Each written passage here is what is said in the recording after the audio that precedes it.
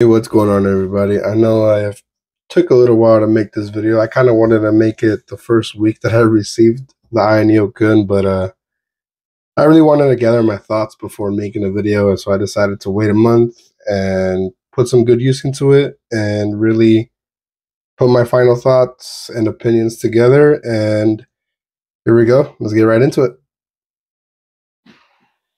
And might I say that the unboxing for the Kun is probably the best unboxing experience I've ever had personally. Just an opinion. Let's take this little top cover off. I'm not going to really waste time talking about the cords and what it comes with. The main thing we care about is the actual device, so I'm going to get right into that. The wooden box is amazing, great quality. Comes with a bunch of little burnt-in engravings, and they put so much detail and effort into the packaging itself. It's pretty crazy. It's so good to the point that I actually want to keep it and actually put it on display on my setup. I'll do a setup video maybe later on, but here's my Kun. I got their highest edition that they offered, the 64 gigabytes with the 4 terabytes. Expensive. Was it worth the money? Probably not, but at the end of the day, it's probably worth it to me, but not everybody. So that's kind of why I say it's not worth it, because obviously we all have a different opinion when it comes to value and devices. The Kun definitely has some decent grips. I really enjoy these. They're not as big as the Steam Decks, but they still feel great in my hands. I do have some pretty big hands. I don't have the biggest hands, but my hands do feel big on the ROG Ally for sure. So the Kun definitely feels good in my hands, at least. The build quality is just insane. I'm not really a huge fan of the finish. It does catch hand oil a little bit, so when it doesn't really show much up on camera, but holding it like this and then putting it down, you can kind of see the smudge marks. So that's a little bit of a minor gripe. And then touchpads are nice. I don't use them much. They work for when you need them. That's pretty much all I got to say about that. Everyone has their opinion on the D-pad. Personally, I actually like it. I do want to talk about a couple minor issues that I did run into when I received my device. The D-pad used to stick. As you can see, it doesn't now. It only would get stuck in the up position and the down position, but as you can see, it does not anymore. They sent me replacement parts. I was able to get that in, and that was good. Another issue I did run into was my left speaker was having issues. I tried to redo the drivers. I did them, and the left speaker was still having problems. So they sent me replacements for those as well. I have not added that one yet, but I do have my replacements. So there's a little minor issues when it comes to the actual build quality. Not in terms of it being a bad device, but just some minor production issues. Nice intake for keeping the device cool. Back buttons are nice. And it comes with some decent I/O. Fingerprint scanner. Aux, another USB-C port on the bottom. So all in all, in terms of actual physical feel and appearance, I would have to say that the Kun is my favorite. A lot of people would say that their palms hit the touchpad, but I just don't see how that's possible. At least with my size hands, this is how I play. And even if I do this, I don't touch it. As you can see, when I hold it, there's a good centimeter of space. And if I hold it like that, there's a whole inch of space in between the touchpad and my hands. So when it comes to that, I know some people have smaller hands and they just kind of have to hug the device like this. But personally, I don't have that issue. So if you have big hands, you don't have to worry about touching the touchpad when you're navigating the device. Even touching this button. Yeah, I don't have that problem. All right, now we got our device turned on and ready to show you guys some other minor features. I'm not really going to go too in-depth unless you guys really want it, but just to get another little small hiccup or issue out of the way. You guys see these lights to look nice. You can change the colors. You can change this one as well down here for the Ayaneo button. I would say the software does need to be ironed out just a little bit for the new AO space that they have released. There's times where these kind of fade out and they look kind of funny, or sometimes the colors will change color even though it's red. It'll show white kind of at this top little half up here on this side, or they'll just be off completely and then they'll turn on back on maybe after like maybe 5 or 6 seconds. And there's times where I put my device to sleep and these turn back on red, and instead of this being red, it turns white.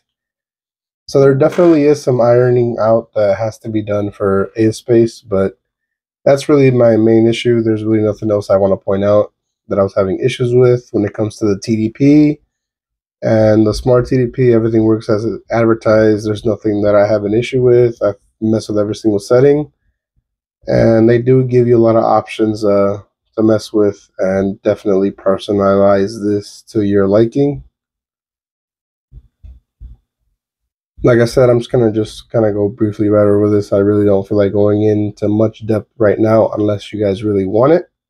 And I'll definitely be able to give you guys a little bit more in-depth when it comes to all these settings. Because at the end of the day, the most basic thing we all want to know is how this thing performs. Obviously, this is advertised to go up to 54 watts, and it can do that. Just got to slide this up, and boom, you're at 54 watts. I typically keep it at 34 just to make sure I'm pushing what I want to push while I'm playing the game, because even though you have it at 30, it might not pull that much. I have it where the TDP just stays at maybe 28, 25, even though that's somewhat the sweet spot, but I just want to make sure I'm getting the best performance possible, even if it's pulling a little more wattage. So that's kind of why I keep it at 34, just to make sure I'm pulling at least 30 to 29 at least. And then let's get into some actual game testing. So these are the settings I'm currently running on Horizon Zero Dawn. I have it at 1920 by 1080. And I really apologize, guys, if my voice sounds a little scratchy. I've had a cough for about 4 weeks, so my voice isn't all here. So I really do apologize if my voice just kind of go flat at times. But I'm going to try to make my voice sound as clear as possible. So that's the display settings, and then my graphical settings.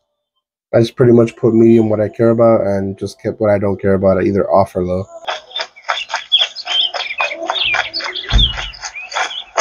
Rob! It's your sister, Alara!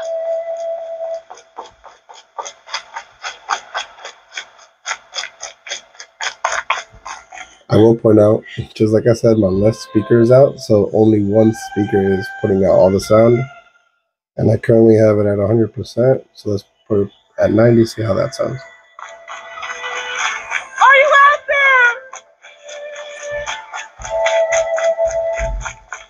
there? As you guys can see, the game just runs fairly amazing.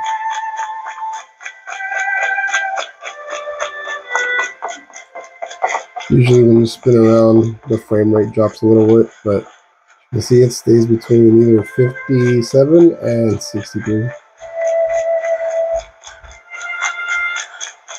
There's a little bit of a drop here. Striders. I can test the overall device. It should go in quiet. I'll go through all this to get troubled by freight.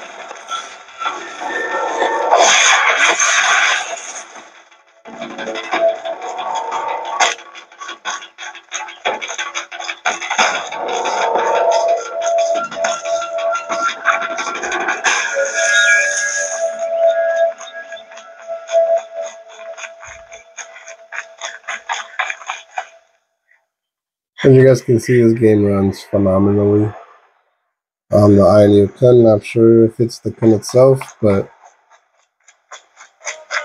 I played this on the Steam Deck. Obviously, it doesn't run all that too great. And then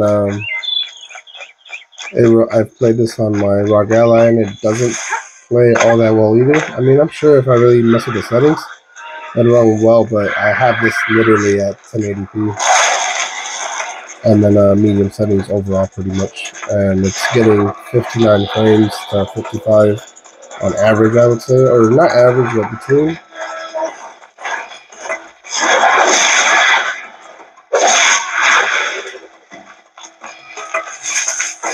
I'm pretty sure the lowest this will probably dip during combat is 50 frames, but I haven't seen it go below, I believe, 52 or 53.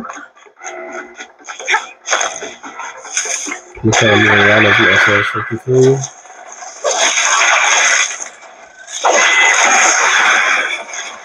I'm sure if I had one of those bosses come out, it'd probably drop a little bit more, but as you guys can see, just overall playing the game, it does not dip below 53.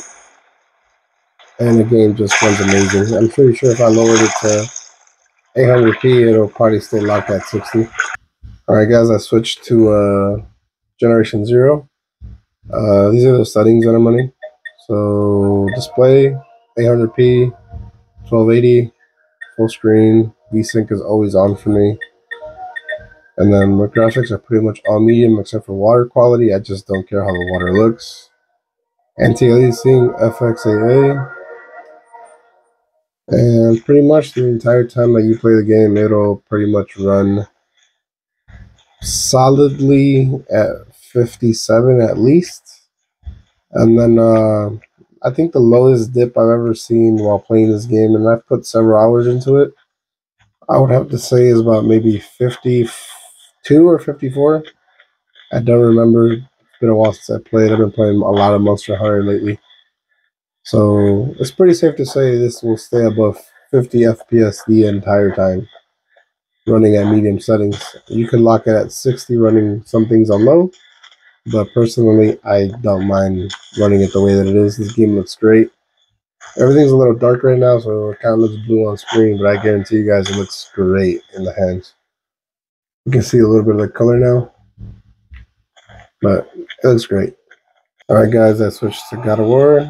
This is pretty much the settings I have going on for the best frame rate. Display.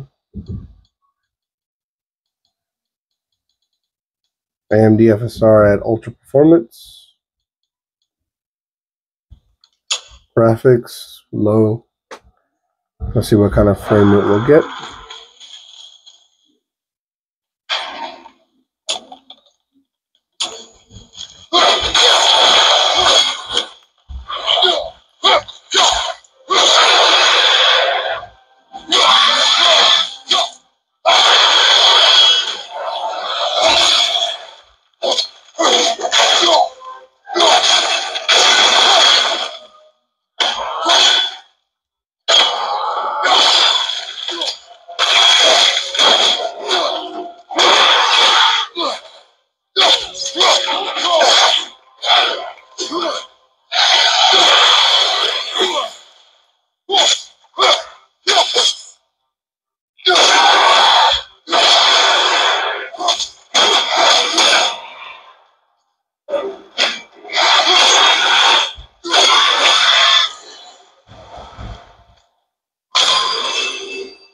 I pretty much have God of War at its hardest difficulty, guys. So that's kind of why I'm not that great.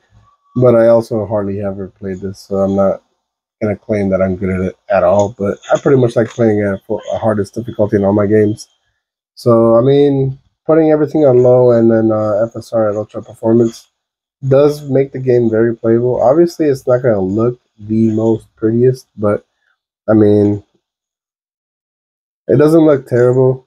It definitely looks better than a lot of other games, but yeah, that's pretty much what you can expect out of this. And obviously, you can up a couple things to make it look a bit better, and then frame rate will probably drop to like 40 FPS, if not 45. So that's pretty much how God of War runs. Alright guys, that's pretty much how some games, well, some of my favorite games run on the Ayaneo Kun. I'll definitely do more videos as to how other games run. My final opinion is basically if you really want the most premium device possible, this is it. There's nothing that beats this in my personal opinion. It feels great, feels amazing in the hands. It's good for people with big hands. I'm not saying I have the biggest hands, but I definitely do not have small hands. D-pad feels great in my opinion. This is what I was talking about. Even though I have this set to red, it comes up as blue when I turn it off and then turn it back on. So there is minor things that have to get worked out. I will definitely say that when it comes to grabbing most of my handhelds, I do grab this over everything else, obviously. And pretty much, like I said, there is minor issues with it. There's certain things that have to get ironed out. But I don't know. I pretty much think that the price is worth it for me personally.